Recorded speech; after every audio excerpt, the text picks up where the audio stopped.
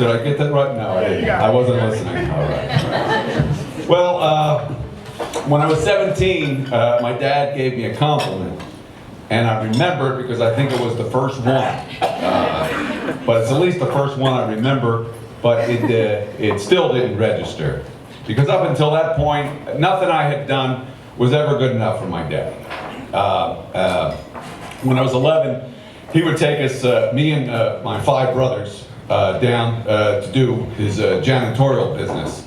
And he took us to St. Thomas school, grade school, the same school I went to. So I was embarrassed. I had to clean the rooms and the toilets of the same kids I went to school with. And this is on the main line. They all had big, single houses, and there was 9 of us living in a duplex. And I was thinking, 9, don't even live in that. We live in half a house, And, but one night, one particular night, my dad really lost it. He really lost it. He threw his wad of keys at me, right? And he said, "Jesus Christ." He goes, "Look at all the spots you missed," right? He goes, "Why don't you wake up, right? You're not going to amount to anything." And I thought, fuck you, right?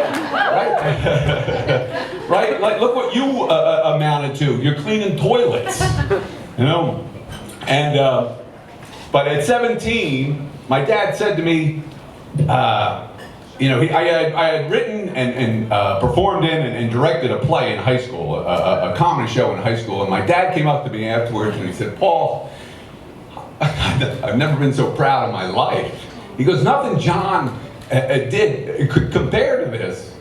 And John's my older brother, football hero, MVP. I'm thinking, why does he got to bring up John? Why can't he just acknowledge me? Right? My dad can't even give a compliment right. And but I knew why his compliment really didn't register. Because I had a secret. Besides my chip on my shoulder with my dad, I had a secret. A year earlier, my girlfriend got pregnant. And we gave the baby up for adoption, and I never told him. And I knew he wouldn't be proud of me if he knew. And he found out 2 years later. He was in a bar. And he came home and he told me why he was so drunk. He says, he goes, first of all, he apologized that I didn't feel safe enough with him that I could have told him. And he said, and he told me what happened. He said, "Well, I'm in Jerky's, and Mr. Johnson comes up to me. He goes, who I never liked. And he comes up to me, he says, 'Bill, can I get your advice?' I said, 'Sure. What is it, Tom?' He goes, 'Well, my son got his son in the same, or my son got his girlfriend in the same predicament that your son got his girl in.' My dad said, well, what are you talking? He said, 'What did you do?' My dad said, 'What did I do about what?' And he said, 'How did you handle it when you found out that Paul knocked up the O'Malley girl?' My dad punched him. That's how my dad handled it. He slugged Tommy Johnson.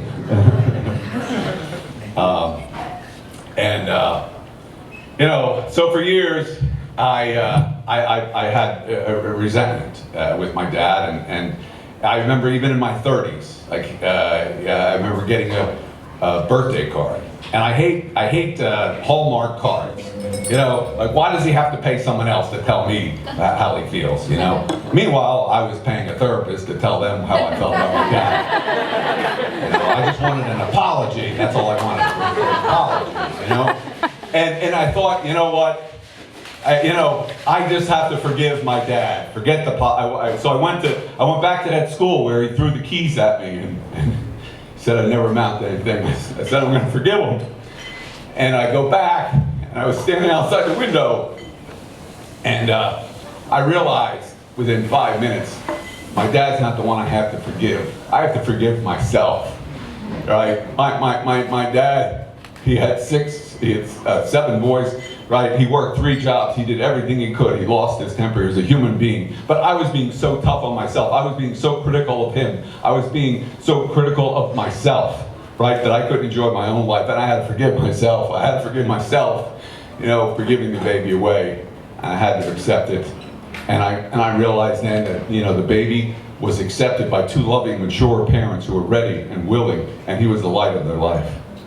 And now, the more esteem I end up having for my dad, I realize the more esteem I have for myself. And I realize we are who we see in others. So, thank you.